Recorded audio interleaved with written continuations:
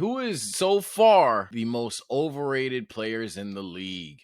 Major media publications are starting to publish their player ranking lists for the upcoming NBA season, putting every player in order based on how good they believe that they are at the time. And as is the case every year, these lists create a ton of debate and controversy. Hey Sage, give me a prediction, bro. Give me a prediction of one player you think will be in this video. My guess, Devin Booker. I don't know. I don't know. There's just I think Devin Booker's gonna be in this video. I don't know. I don't know what hunch you got. I got the same feeling. I don't know what's going on, Chad, but the chemistry of Sage is crazy. Because I was just thinking Devin Booker might be in this video. I don't know why. I don't know why. I don't even know if I believe that. But it's something just it's giving Devin.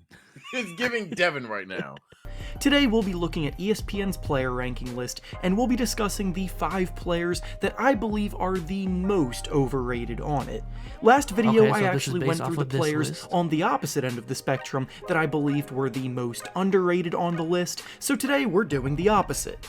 The first player that got pretty heavily overrated on ESPN's list that we'll be discussing today is Jayson Tatum of the Boston Celtics, who was ranked 7th overall. Jayson Tatum has been a player... Nah, Hoops, I know you're a Sixers fan, bro. Yeah! I know you're a Sixers fan, bro.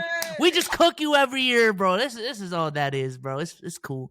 It's cool. It's cool, man. You my guy. I like you, nigga. You my guy, for real. Hey, you see that picture, though, right? That looks like Game 7. I don't know. That looks like Game 7. It's not the finals. Show the finals, Game 6.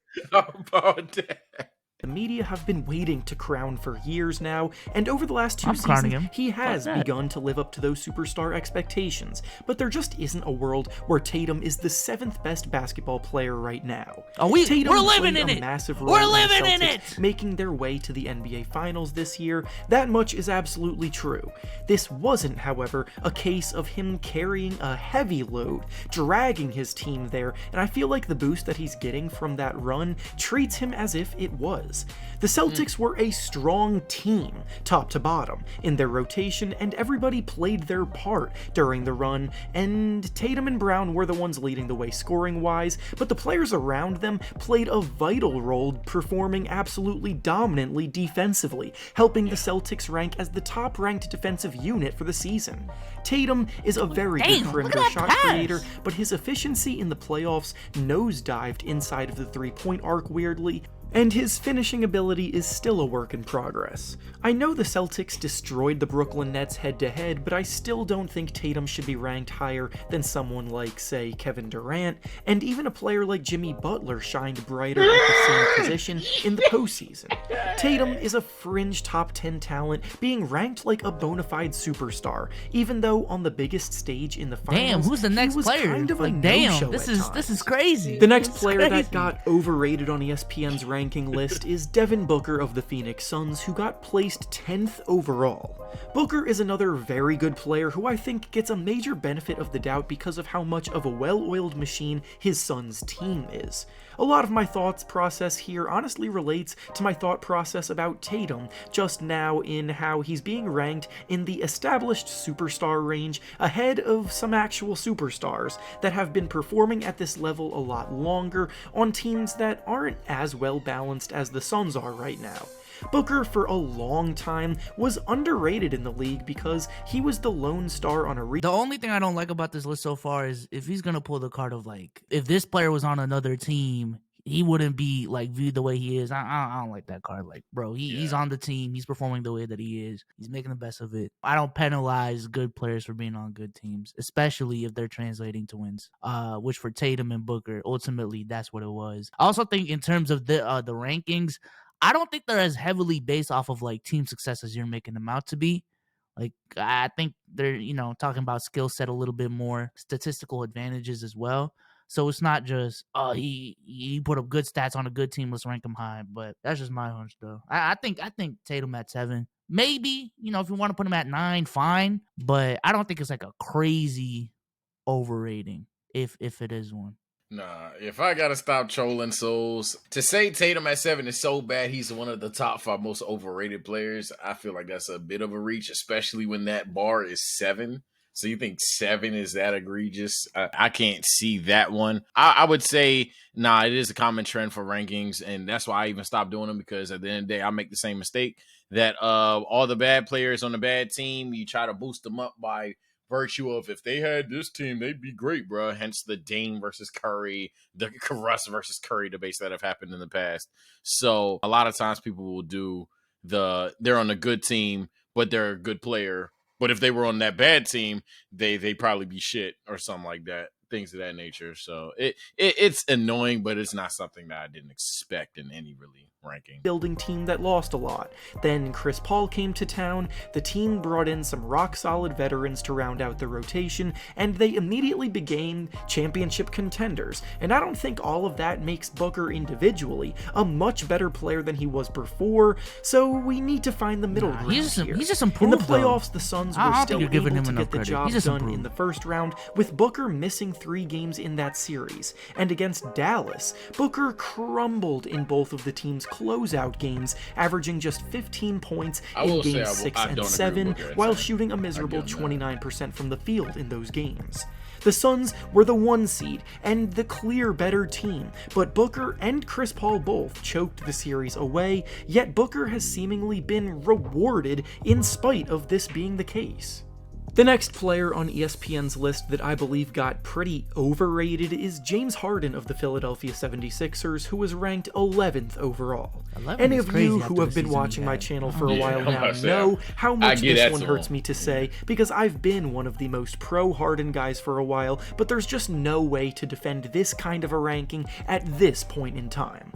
Harden has been one of the league's premier superstar talents and was consistently in the MVP conversations for years, but last season we began to see that player fade.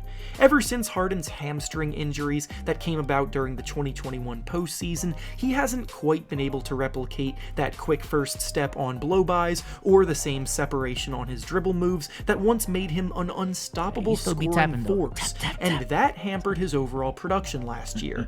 Now, do I believe that he's fully washed? No, not at all. He still has unbelievable court vision and a knack for setting up his teammates for easy buckets, having ranked 2nd in assists per game last season. He still scored 22 points per game as well, so it's not like he's not scoring at all, and he and Embiid paired together did make for one of the most dominant duos in the league in terms of net rating, but Harden absolutely needs a bounce-back year this upcoming season. After what we saw from him last year, he's probably closer to being a top 20 guy than he is being a top 10 guy like he's ranked here, but if he was able to rest that hamstring properly this offseason and he returns healthier, then maybe he'll work his way back up. The next player that got overrated on ESPN's This list is crazy! Marcus Smart. Nah, bro, this motherfucker just hates the Celtics, bro. This is crazy. This is crazy. Nope, the whole team is overrated. There's no way, he's not a center. Why does he have a DPOY award? He's not a big. Get him out of here. Marcus Smart shoots dumb shots. You get him out of here, bro. It's an overrated player. He's a loser. Like Tatum is a loser. Like Time Lord is a loser that's never there. They're all losers, and they're all overrated. All right, bro. Jeez. Jeez Louise, man. Of the Boston Celtics, who was ranked 34th overall. I mentioned this in my video yesterday about the underrated players, but I feel like it has become very easy to hate on star players on bad teams, and alternatively, guys who are the 3rd or 4th options on winning teams have become very easy to overrate. This guy's stressing me out, bro. Obviously, role players performing in those roles are imperative to the success of teams, but just because they're doing what needs to be done from them on a lesser scale doesn't mean they should be ranked above players who are more talented and have been thrust into bigger roles, but can't lead their teams to wins at this point in time. Smart was the winner of the Defensive Player of the Year award this year, which was debatable in and of itself, but there's no denying that he's been one of the best role players in the league for a while now. The problem comes about when you start putting him over actual star talent like we see here. Like guys who, like Darius Garland, LaMelo. Okay, Darius Garland is crazy. Hey, Marcus Smart over Darius Garland is crazy. I wanted him to lie, chat. I wanted him to lie so bad. Yo. DG he clears. I don't give a fuck what you're about to say. He clears. It's not a combo. Hall, Fred VanVleet, and a few others, who are all legitimately all-star caliber players who need to do more for their teams, were ranked behind Marcus on this list. And while I do understand the value of defensive impact, I think this is going overboard with it because no NBA franchise is going to trade their star player for Marcus Smart straight up. And finally, the last player that I believe got a bit overrated on ESPN's ranking list is Klay Thompson of the Golden State Warriors, who was ranked 37th overall. Before his return this season, Klay had missed 2 full years of play, and obviously everyone was incredibly happy to see him back out there on the court. Before his injury, Klay was a sharpshooting maestro, knocking down threes historically efficiently, and while I ain't gonna lie, bro, with Klay, this is exactly why I was very cautious on like hyping up the Warriors last year without Klay Thompson and talking about how, man, just wait till they get Klay back. Is because people were hyping him up too much. The expectations for him were like, he's gonna come back normal. Bro suffered through 2 damn near career-ending injuries, and y'all are expecting him to be a 20-point per game scorer, shooting 39% from 3 and a 2-way beast. I mean, he's still playing like he is, though. I ain't gonna lie. The green light is still there, but him being overrated, that's on the media, to be honest with you, for setting these crazy-ass expectations. I ain't gonna lie. It's my fault. Everything you just said, me. I literally said it's a hot take. Now, I did disclaim that it was a stupid take. It's unlike me. I was like, this is just a hot take for the hot take because I like Klay Thompson. I fully believed that by April, he came back in like February, March. I believed a month after that, he would get his legs back. He'd be 100%. That was literally the scorching take. So yeah, niggas like me, I ain't gonna lie, I got some fault. But it's crazy though. He used to be the most liked Warrior. Now everybody hates him. This is wild. What's that phrase about let it be the hero, let yourself see the villain, something like that? That's him. This is crazy. He was able to still produce at a solid rate after his return. The fact of the matter is that there was a lot of frustrations with his play throughout the year as well.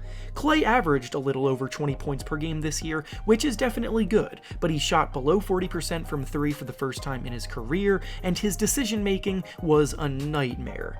There were countless times where Klay was out there seeking opportunities for himself to try to build a rhythm, but instead was shooting the Warriors out of games. Because of this, the overall success of the team often took a hit with him out on the court as well, and the Warriors were actually 3 points worse with him on the court in the regular season, and then an insane 11.7 points worse with him on the court in the playoffs. Hey, Klay that's here crazy. is being Hey, listen, man, he made this video going into the season, but just for a disclaimer, man, the Warriors ain't been looking good so far. They're like only 1 win ahead of the Lakers, and the Lakers don't look good at all. Hey, hold on now. We saying. didn't look good.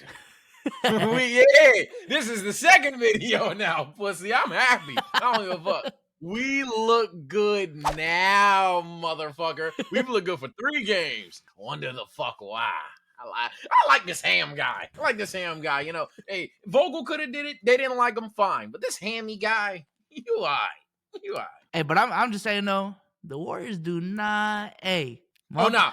They lucky that we were some shit. I give you that. They lucky we were some shit. I've said the Nets are lucky we were some shit. The Clippers are lucky we some shit. A lot of teams is just underperforming because the Lakers were some shit. Wait till the Lakers get 500. Listen, man, I think you were out of pocket for having Jayson Tatum in there. That was crazy. And then you had Marcus Smart. And then you put in James Harden in there just to be unbiased. Because I'm the Sixers fan that'll put... Come on, Hoops Reference. Come on, bro. Listen, man, I know how the game works. It's fine.